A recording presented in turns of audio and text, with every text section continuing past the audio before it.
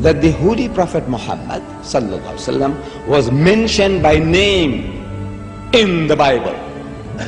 I have read the Bible through many times. And others such as I have read it many more times. What has happened is this. The Old Testament, according to Christian authorities, was preserved in the Hebrew language. In the Old Testament, in the Song of Solomon, chapter 5, verse 16, in the Hebrew language, it reads, Hikko mamittakin vi kullo Muhammadin zahdudi vi zahra'i bainat Jerusalem. Song of Solomon, chapter 5, verse 16. The word Muhammadim is Muhammad, im, I am in. Im is a plural of respect in Hebrew. You see the first verse of the Bible, book of Genesis, chapter 1, verse 1. It says, in the beginning, God created the heavens and the earth.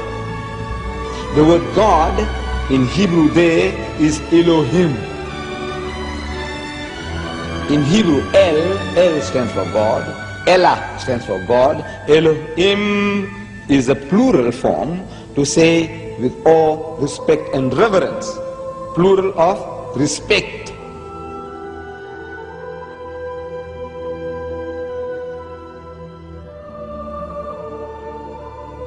The word is there in the Hebrew language.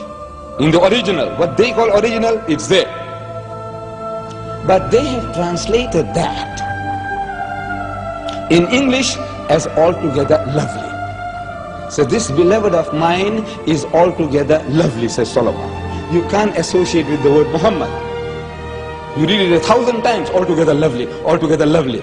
Or let's say in another language, the praised one, the praised one. Muhammad means the praised one. But he said the praised one, the praised one. You can't think that he's talking about Muhammad, though Muhammad means the praised one.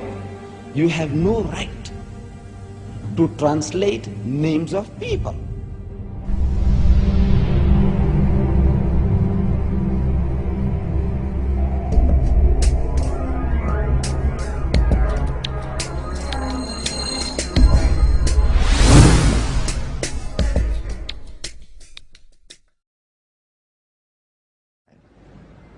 إذ قالت الملائكة يا مريم إن الله يبشرك بكلمة منه اسمه المسيح عيسى بن مريم. The story of Jesus' birth is narrated in vivid detail in the Quran. As in the Bible, an angel tells Mary she is pregnant despite being a virgin. But the story of what follows then changes completely. In the Bible, Mary's role is limited to the passive mother of Christ. The Quran gives accounts of her ancestry, her birth, her childhood in the Temple of Solomon, and as mother of Jesus. She's the only woman mentioned by name in the Quran.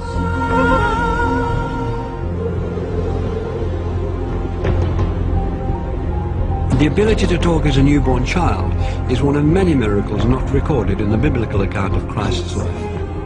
We have more sayings in the Islamic tradition about Jesus than you'll find in the Gospels themselves. So there is a possibility that other things did happen.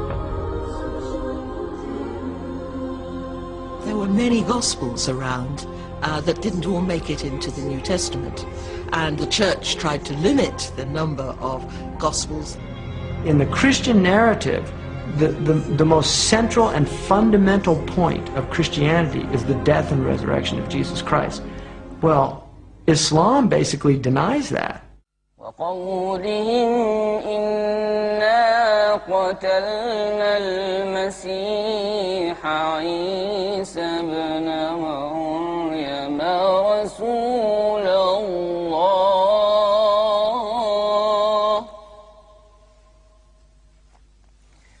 وما قتلوه وما صلبوه ولكن شبه لهم.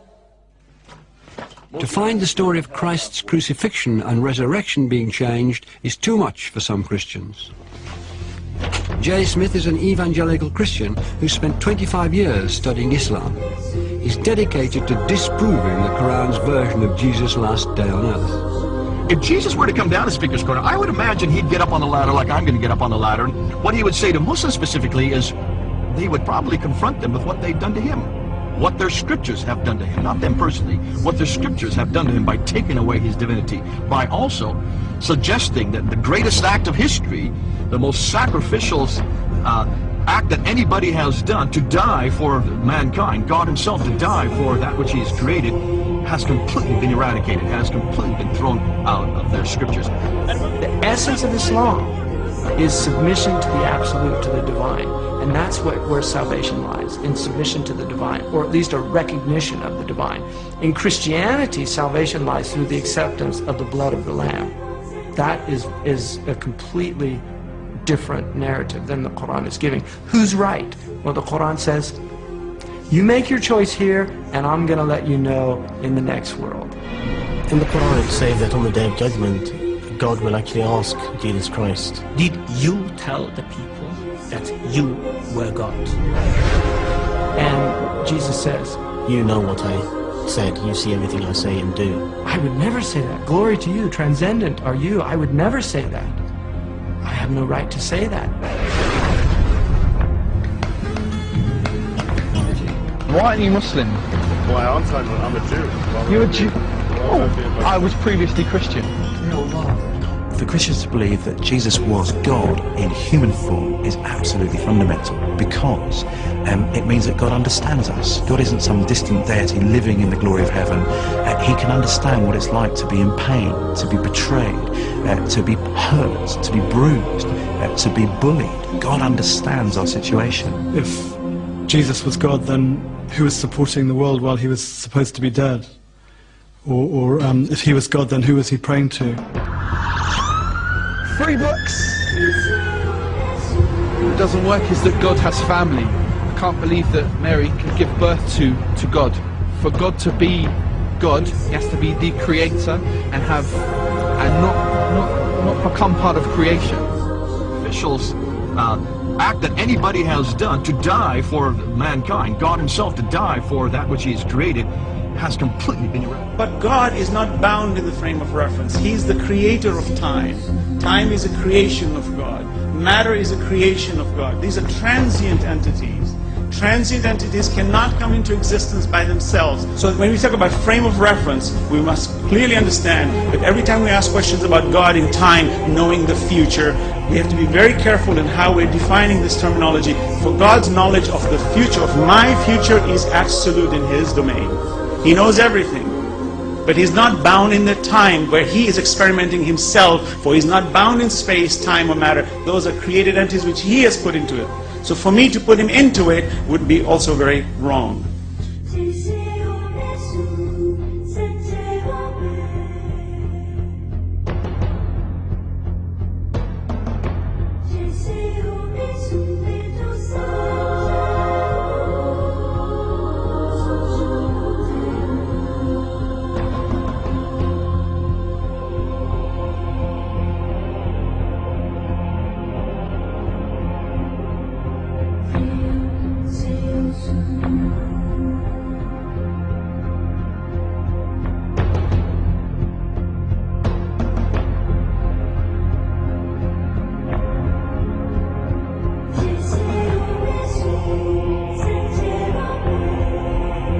Prophet Adam was created from no female and no male. Eve was created from one male and no female. Jesus was created from one female and no male.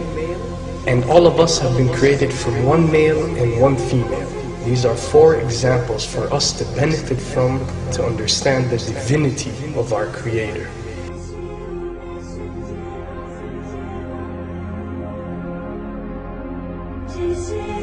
Then there is no difference that cannot be overcome between Christianity and Islam.